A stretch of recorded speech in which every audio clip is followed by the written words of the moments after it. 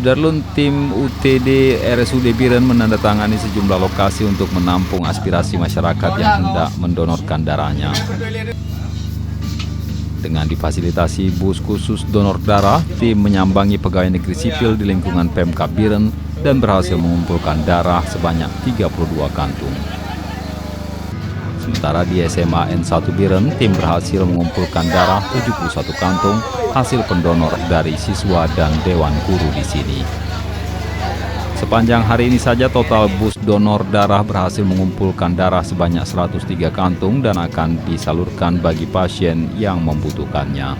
Wabarakatuh, saya Ketua PPR SMA Negeri 1 Biren. Kita lakukan donor darah ini 3 bulan sekali. Semoga ini dapat bermanfaat untuk anggota dan masyarakat Biren. Dari Biren, Yusman Idris, Serambion TV.